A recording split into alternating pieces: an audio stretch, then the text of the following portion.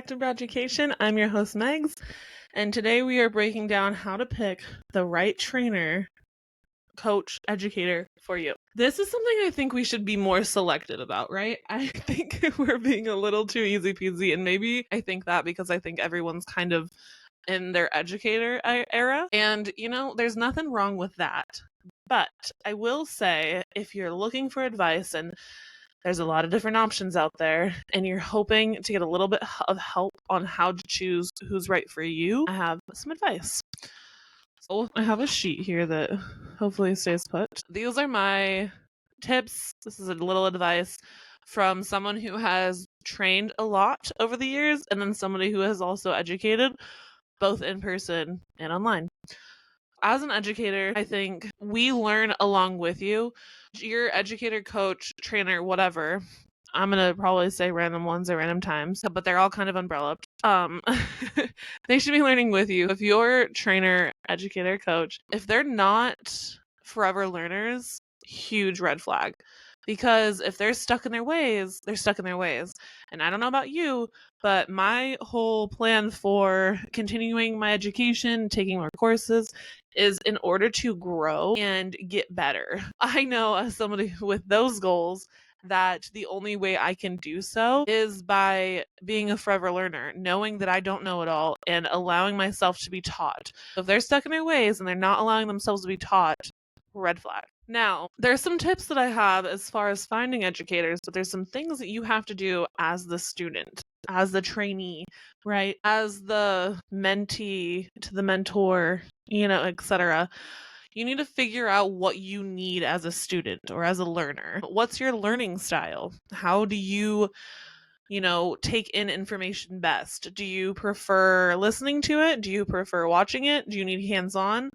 All of these things are going to help you make your decision, but if you go in blind and have no idea what you need, you're going to run into issues, right? So you need to figure out, once you figure out your learning style, it may help you make these decisions better. You need to figure out if you're somebody who prefers in-person or virtual. What's your budget?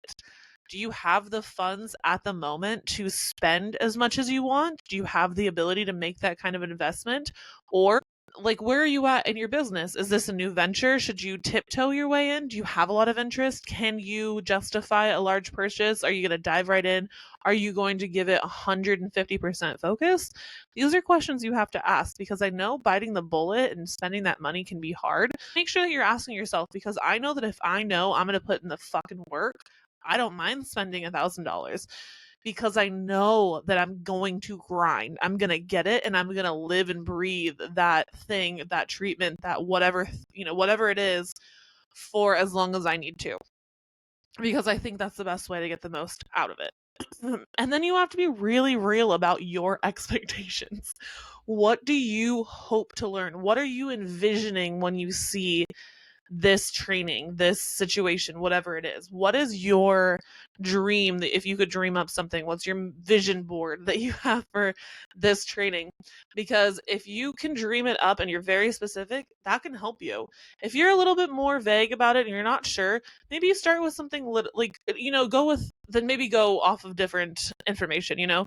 But if you're super specific and hyper specific, that's going to help you find the right person, because you need to find somebody who's going to be able to meet those expectations. If they're really high, maybe get comfortable spending some money, because if you have really high expectations, a low budget, I don't know, I hate to say that because I feel like I have low cost offerings and I hope that they're going to be extravagant and wonderful, but I just feel like you have to be realistic about what is involved and your expectations, and then kind of gauge from there. And maybe if you have really high expectations, the reality is that you need to go do something in person. Maybe online's not for you. I think all of asking these questions is going to help you navigate your situation better and making the right pick easier for you. And be really real about what you want out of the experience, because I think it's very easy to get excited about something and then not know what you're doing, And I think that we can talk about return on investment and things like that, but sometimes it's not a monetary value. I think when we're dealing with education, it's not always a monetary return. I know that I've spent a lot of money on things that I did not get an immediate payback of money, but I got an immediate payback of inspiration. I got immediate payback on questions being answered and empowering me to move forward. I've got, you can get it in different ways. You can get inspired, you can learn something. I took a copywriting course. That's something that I feel like I use every day. Writing captions, blogs, emails, all these things. I think that there's different ways that you can earn, like, get a return on investment. Don't limit yourself or pigeonhole yourself thinking that you only are going to, it's only valuable if you immediately make money off of it.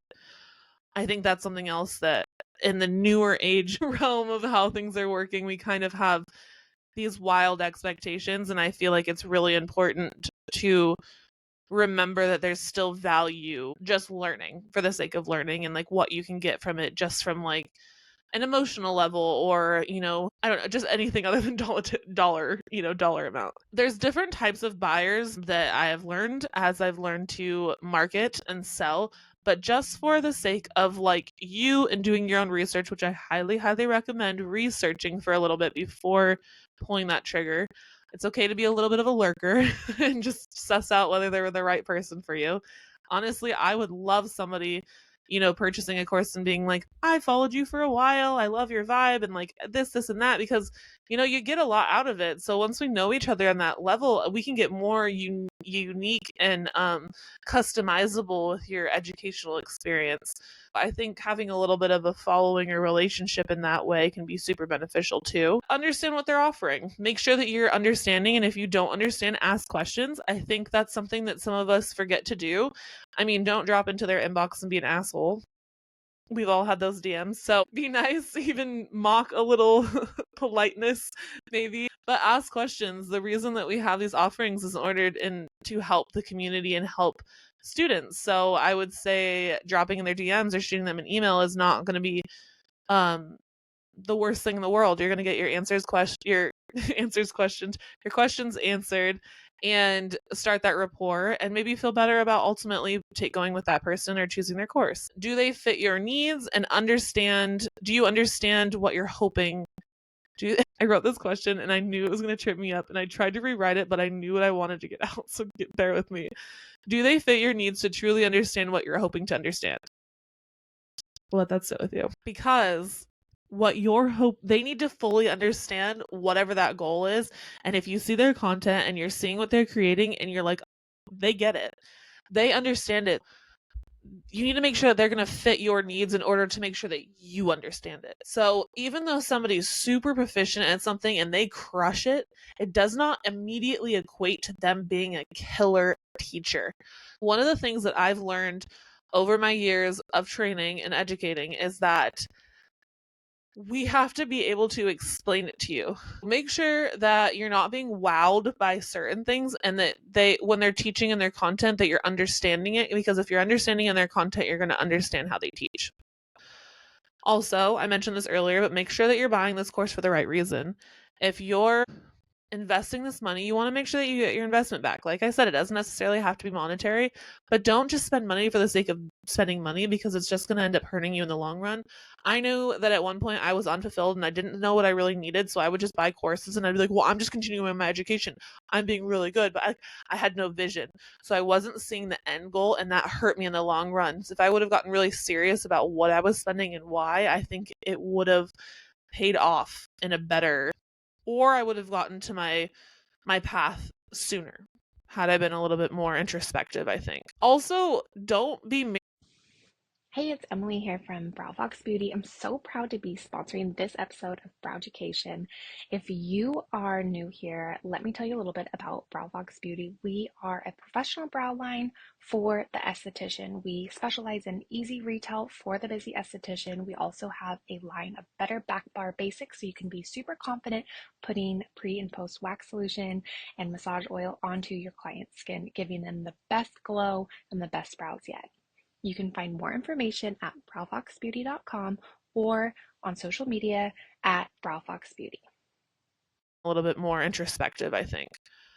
Um Also, don't be married to one person. Ask around. Maybe they're not popping up on your feed, but maybe like your friends have a recommendation or somebody that you've never heard of. It doesn't hurt to ask your friends on social media or your SD besties and just see if they have any recommendations. The worst thing you can say is like, oh, wow, that's not my type of person. Move on. It is what it is. But maybe they'll introduce you to somebody really awesome and it doesn't hurt to ask. Do some research.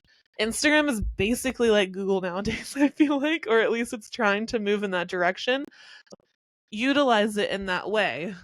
Search hashtags, search around, see who other educators are following, just kind of search, look in the explore page, do a little bit of research. Google, maybe. I feel like that sounds so archaic, but I think research is something that's maybe underdone nowadays, and I think it pays to research.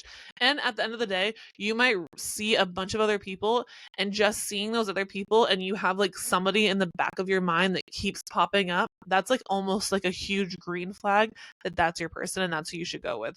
The research may not lead you to your person, it might just make you more aware that the person you already found is your person. So remember that be open. And like I said, remember your why, get really clear in your goals, and you might be surprised. Maybe you don't need training. Maybe you don't need a course. Maybe you need just an ebook. Maybe you need a coach. Maybe you need somebody to like hold your hand and hold you accountable. Play around with the idea and don't be super stuck on one way of learning or one like idea. See what might work for you. Keep an open mind. I think that's also true just for education in general.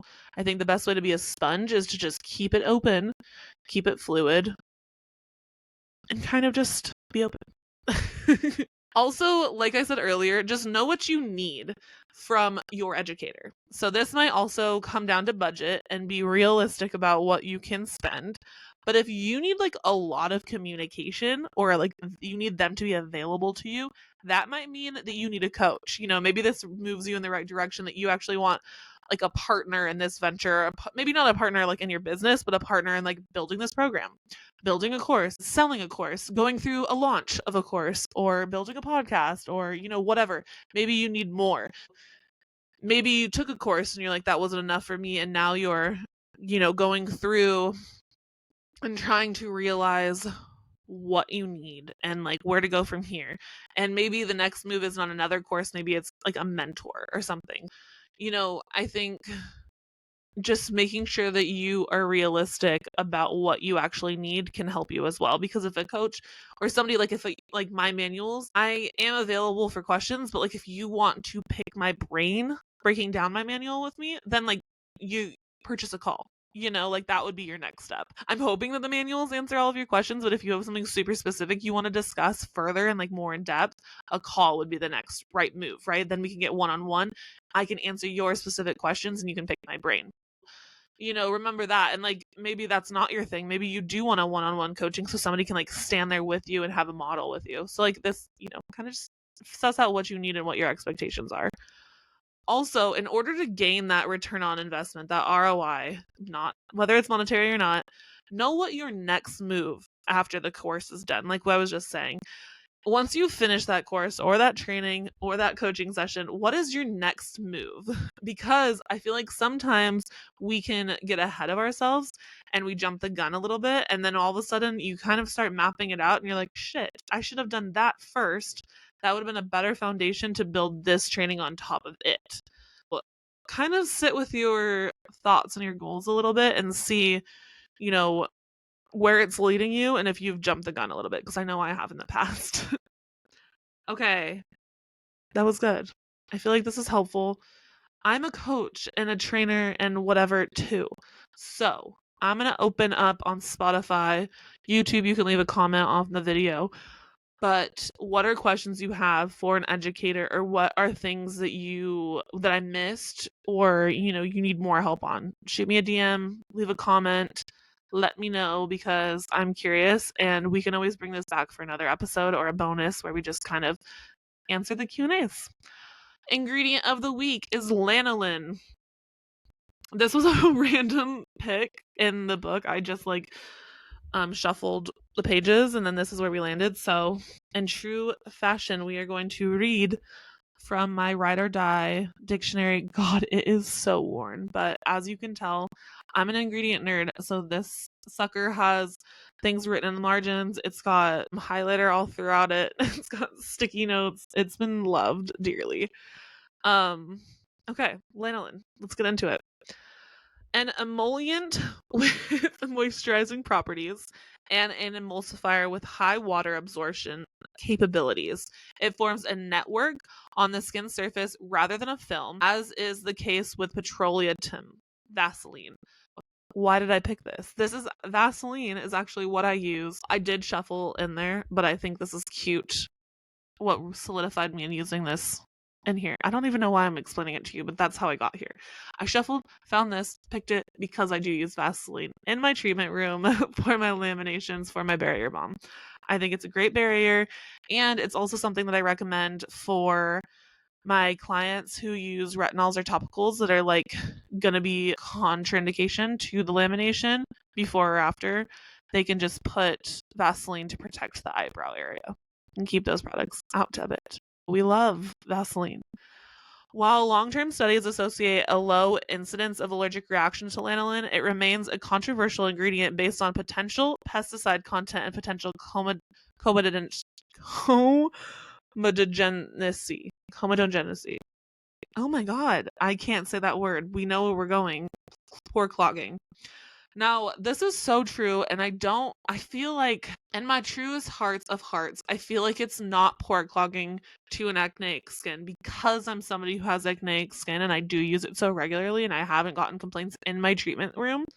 But I think, like, I'm seeing a lot in the skincare space. Everything with a grain of salt, right? It's very broad. Skincare is broad. I feel like everything's trial and error, you know? I think Vaseline's great for some and negative to others, but I do feel like on a common occurrence, I haven't dealt with it causing breakouts. The pesticide I cannot talk today. This is terrible for ingredient time. The pesticide content, if you're watching the video right now, you're with me. I don't know about that content, and I'm going to do more research because that's very interesting. I'll have to update you guys on that. I haven't heard of it and concerns, so apparently I am missing that. Interesting that they put that in here, though. I like that.